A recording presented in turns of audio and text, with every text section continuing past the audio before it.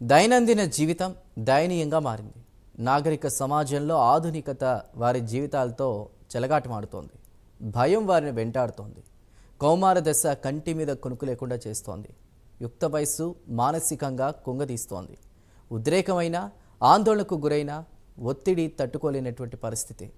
అవమానమైన, అనుమానమైన, మనసు కలత చెందిన, మనస్తాపానికి గురైన వాళ్ళంతా ఒకే మార్గాన్ని ఎంచుకున్నారు. కన్నవారికి కడుపు కోత మిగులుస్తున్నారు.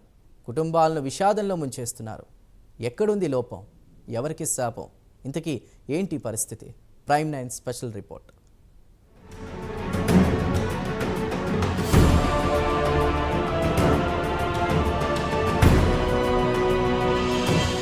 ఇవి భద్రాద్రి కొత్తగూడెం జిల్లాలోని ఆళ్లపల్లి మండల పరిసర ప్రాంతాలు. గడిచిన 3 నెలల వ్యవధిలో 30 మంది యువతి యువకులు బలవన్మరణానికి పాల్పడి ఆయా కుటుంబాల్లో విషాదాన్ని మిగిల్చారు. కన్నవారికి కడుపుకోత మిగిల్చారు. ఇంటికి ఆధారంగా ఉన్న యజమాని అర్ధాంతరంగా ఆయువు తీసుకుని కుటుంబ సభ్యుల్ని రోడ్డుపాలు చేశారు. పెళ్లిడికొచ్చిన యువతులు, చేతికెదిగిన కొడుకులను పోగొట్టుకున్న తల్లిదండ్రులు పుట్టెడు దుఃఖంతో కుమిలిపోతున్నారు. కల్మషం లేని జీవితం కొనసాగిస్తున్న అమాయక గిరిజనులు ఆత్మహత్య చేసుకోవడంతో భార్యా పిల్లలు అనాథ జీవితం గడపాల్సొస్తోంది. ఆళ్లపల్లి మండల పరిధిలోని వెంకటాపురం, సింగారం, బొడాయికుంట, నడిమిగూడెం, అనంతోగు, కర్ణగూడెం, సీతానగరం, ఇప్పనపల్లి, రాయ్పాడు, తెల్లాపురం గ్రామాల్లో 3 నెలల వ్యవధిలోనే 30 మంది గడ్డిమందు తాగి తనువు చాలించారు.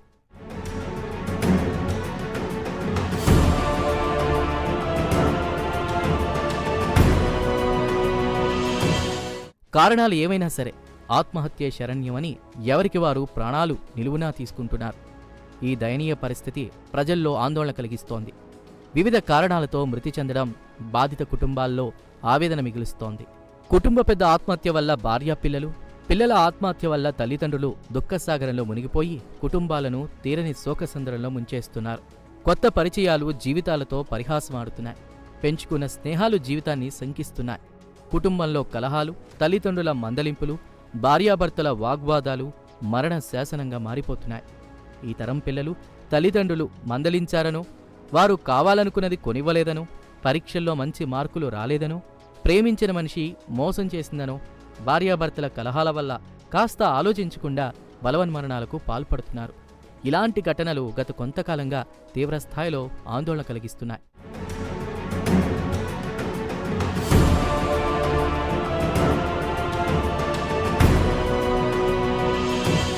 తల్లిదండ్రులను మెప్పించలేక, ఇంట్లో భార్యాభర్తల్లో సఖ్యత కరువై, కష్టాల్లో ఉన్నప్పుడు ఓదార్పు లేక, సమస్యకు పరిష్కార మార్గం చూపేవారు లేక బలవన్మరణాలకు పాల్పడుతున్నారు. సమస్య తీవ్రత లేకున్నా, ఆర్థిక ఇబ్బందులు అంతగా లేకున్నా, చిన్న చిన్న విషయాలకే మనస్తాపాలకు గురై పురుగుమందు తాగి తనువు చాలించేస్తున్నారు. పరిస్థితులను అర్థం చేసుకునేందుకు ప్రయత్నించకపోవడం, మనోధైర్యం నింపి ఆత్మస్థైర్యాన్ని పెంపొందించేవారు లేకపోవడం, కష్టం వచ్చినప్పుడు నేనున్నానని భరోసా ఇచ్చేవారు లేకపోవడంతో బలవన్మరణాలకు పాల్పడుతున్నారు. అక్షర జ్ఞానం లేని వారంతా ఆత్మస్థైర్యంతో ముందడుగు వేస్తుంటే, చదువుకున్నవారు ఆత్మనూన్యతాభావంతో అర్ధాంతరంగా తనువు చాలిస్తున్నారు. టెక్నాలజీ పెరిగిన ఈ రోజుల్లో ప్రభుత్వ అధికార యంత్రాంగం చొరవ తీసుకుని యువతలోనూ, కుటుంబాల్లోనూ మానసిక స్థైర్యాన్ని పెంపొందించే దిశగా కార్యక్రమాలు నిర్వహిస్తే బావుంటుందనే అభిప్రాయం వ్యక్తమవుతోంది. చిన్న చిన్న కారణాలతో ప్రాణాలు తీసుకోవడం బాధాకరమని, భరించలేని ఆవేదనగా భావిస్తున్నారు.